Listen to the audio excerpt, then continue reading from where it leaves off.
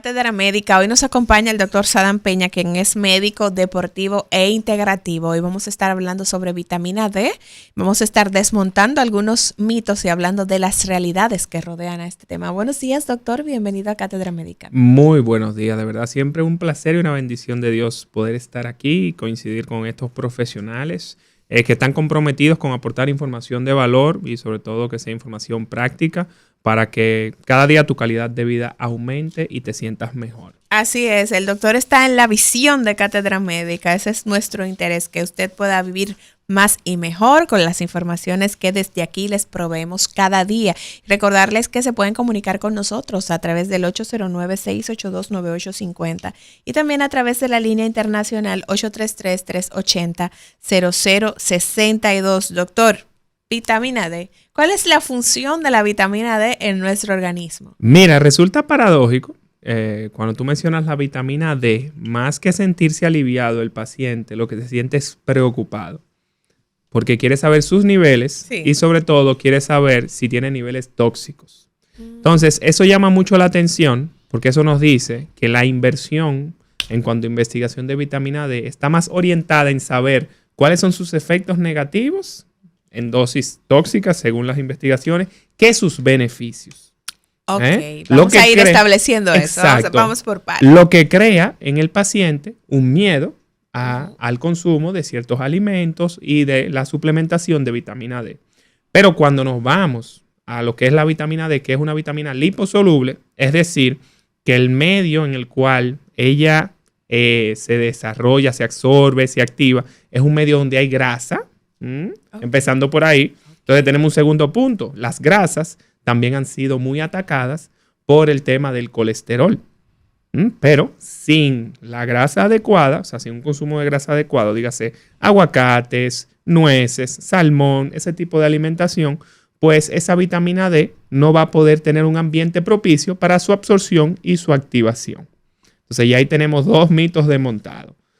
Primero, la vitamina D es más necesaria para el funcionamiento de nuestro cuerpo que lo que pensamos. Y segundo, necesitamos de las grasas saludables, como el salmón, el aguacate, el huevo, entre otras, para que esa vitamina D pueda absorberse y activarse en nuestro organismo. Entonces, ahí entramos en las funciones de esa vitamina D en nuestro cuerpo. Y si necesita un ambiente graso, significa que donde hay grasa, ella va a estar y es necesaria. Dígase, en la membrana de la célula. La célula es la unidad que funciona más pequeña, que permite que tus órganos hagan las funciones que tienen que hacer. Y entonces ella va a tener una función estructural manteniendo las células en la condición y estructura adecuada para que tengan un buen funcionamiento. Si usted tiene un buen funcionamiento celular, significa que su presión va a estar bien, su azúcar va a estar bien, su hígado va a estar en excelentes condiciones, etc. Segundo punto, vamos al tema de las hormonas, que también vemos en mujeres ya en edades menopáusicas, el tema de la osteoporosis, que muchas veces está relacionado con una deficiencia severa de vitamina D y vitamina K. Y también vemos en los hombres la disminución de la testosterona, que también se asocia a niveles bajos de vitamina D. Entonces, para tú tener una salud hormonal, es decir, para usted tener deseo sexual, para usted sentirse mujer o hombre, usted necesita niveles adecuados de vitamina D. Vamos a ver, doctor. Ok. Usted sabe que los alimentos, los principios alimenticios son tres: proteínas, grasas y carbohidratos. Así es. Así mismo es. Oye, todavía me recuerdo de algo de medicina. Entonces, ¿qué componen las vitaminas? ¿Y qué es la vitamina D? Vamos a decir, la vitamina D no es más que un componente, en este caso liposoluble, o sea, que su medio preferido es el medio donde hay grasa o colesterol, y es a través de los alimentos que podemos obtener esos componentes llamados vitaminas, como usted bien menciona. En el caso de la vitamina D, los alimentos donde más frecuentemente lo encontramos son alimentos tipo salmón, tipo huevo, sardinas, entre otros, que van a aportar esos nutrientes necesarios para que nuestro cuerpo en general funcione de forma óptima. Entonces, doctor, vamos a tratar de aplatanarle un poquito esta información a la gente que nos escucha. Usted decía, la gente se preocupa por tener niveles elevados de vitamina D. Sin embargo, una deficiencia pues puede poner la salud del individuo en riesgo. ¿Cuáles son esas condiciones que pueden venir como consecuencia de tener niveles bajos de vitamina D? Cuando tenemos niveles bajos de vitamina D, podemos tener alteración de los niveles de energía. Es decir, que usted se va a sentir cansado, fatigado, claro, descartando cualquier otra razón física que haya salido en algún estudio que usted se haya hecho con su médico. Pero normalmente ese cansancio y fatiga sin explicación se le hace una vitamina D y es muy frecuente que esos niveles estén deficientes. Segundo punto, tenemos el tema a nivel de huesos, osteoporosis. Osteoporosis es más bien que su hueso, en vez de ser sólido, es bastante frágil, por lo cual puede fracturarse muy frecuentemente. Entonces, con niveles bajos de vitamina D, el riesgo, sobre todo en la población femenina, mujeres, pues va a ser más elevado de tener fracturas o temas a nivel de los huesos como tal.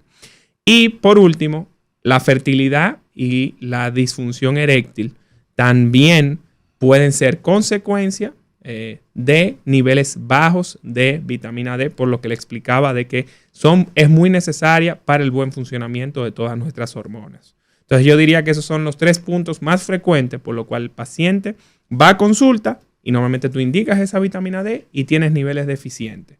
Y de la mayoría de los pacientes, te puedo decir que 9 de cada 10 pacientes que van a consulta, tú le indicas la vitamina D y tienen niveles muy pobres o deficientes de la misma. ¿Cómo va a ser? Pero sin embargo no se le viven rompiendo los huesos, no viven cansados, claro. no viven nada de esto. Claro. Bueno, cansados sí. Y tú me dices que 9 de cada 10.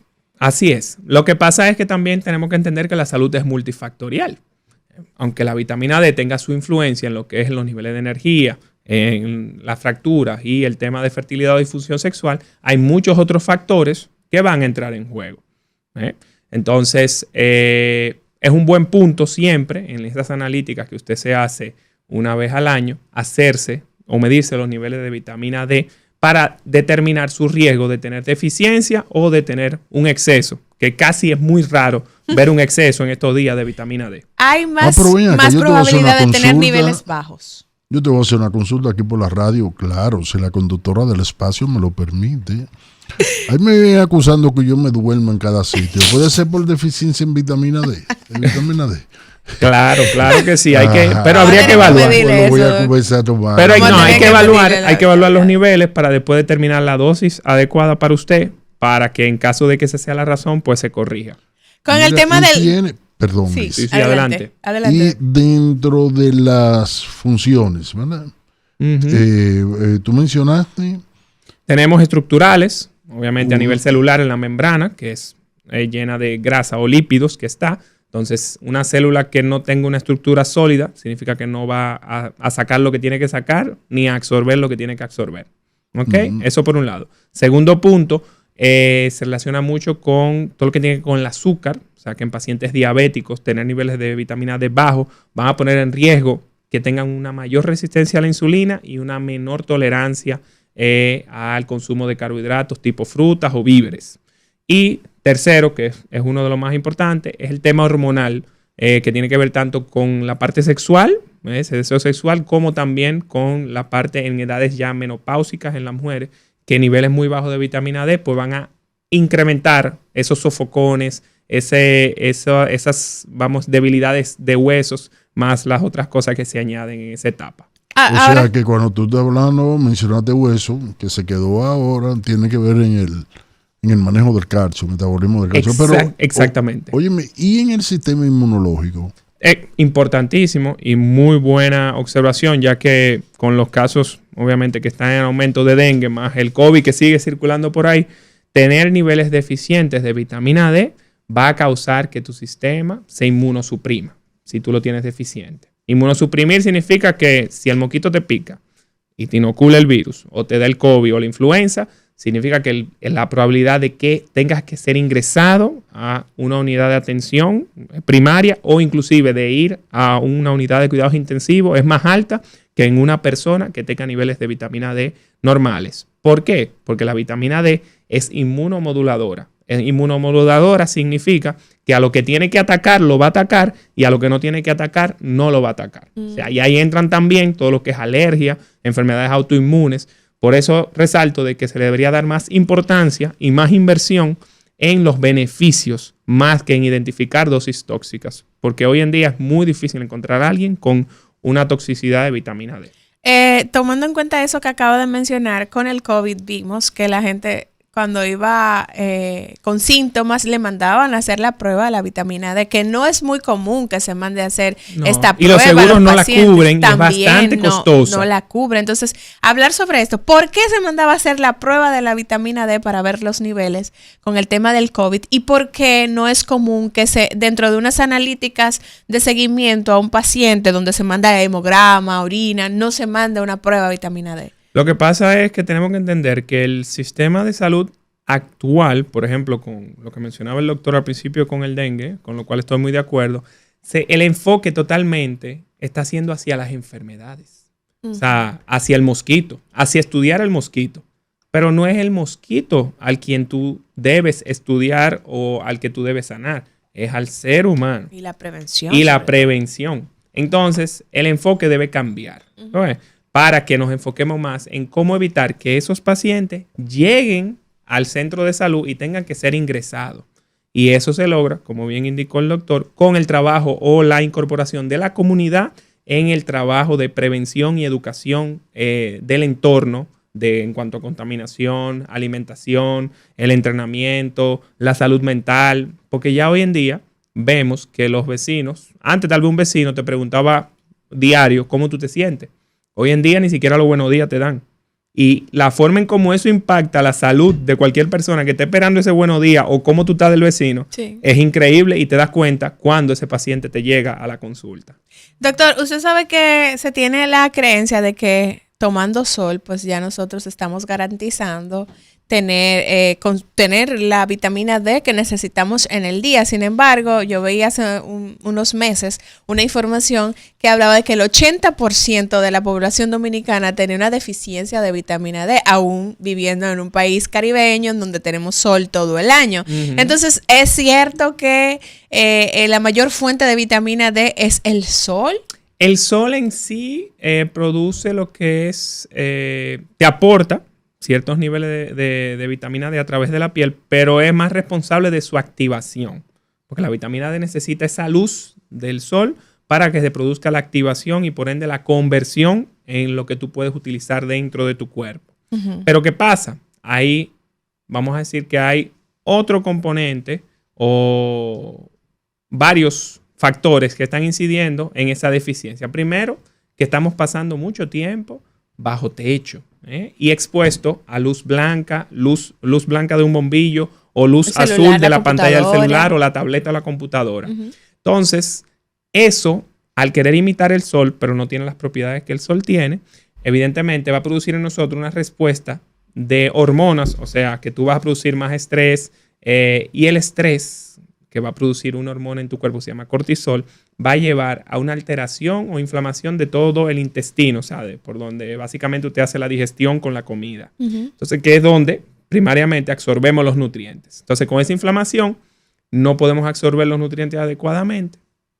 Y por ende, vamos a tener deficiencia de vitamina D aún expuesto a la cantidad de sol, que muchas veces es muy poca comparado el promedio que duramos expuesto, porque salimos de aquí y nos montamos en el carro al consultorio o al lugar de trabajo, del lugar de trabajo al carro y del carro a la casa. Y salgo de noche ya prácticamente. Sí, así. Entonces no hay una exposición. Ahora bien, usted debe, antes de decidir qué cantidad usted se va a exponer al sol, ir a su dermatólogo para que usted conozca su tipo de piel. Conociendo su tipo de piel, su dermatólogo le dice, mira, a ti te conviene tomar máximo 5 minutos de sol al día. Hay gente, por ejemplo, los obreros que trabajan en construcciones, te toman sol desde que sale hasta que se acuesta y no le pasa nada. Pero usted no puede salir como un obrero ahora y durar el día entero en el sol porque lo más probable, sufre una insolación y segundo, pudieras tener consecuencias negativas. Entonces, en función de eso mismo que acaba de apuntar, ¿cuál sería esa exposición adecuada y en qué horario? Mira, porque los horarios quizá a las que yo, 12 del día usted agarra obviamente, para coger los horarios vitamina que D. yo más recomiendo son bien temprano en la mañana, cuando el sol, vamos a decir, está saliendo, Sí. ese solecito antes de las 9:30, 10, de 7 a 9:30, 10, y ya el que va desde las 4:30, 5 de la tarde hasta que se oculte el sol, que son muy buenos porque están en nivel de intensidad bajo y no son tan fuertes. El del mediodía, bueno, yo ni yo lo aguanto, verdaderamente. Pero entre no tomar ningún sol y tomar el del mediodía, aunque sea 5 minutos, pues toma el del mediodía 5 minutos y luego ya entras. Doctor Lafontaine. Fíjate que el sol lo que hace es activarla. Así es. O sea, tú la consumes, tú la tienes y el sol te la activa. Te la activa. Exactamente. Entonces, ¿y por dónde tú adquieres la vitamina D? ¿Por dónde tú la consumes? ¿Cuáles No, lo que alimentos? pasa es, por ejemplo, el sol, cuando da en la piel, ¿verdad?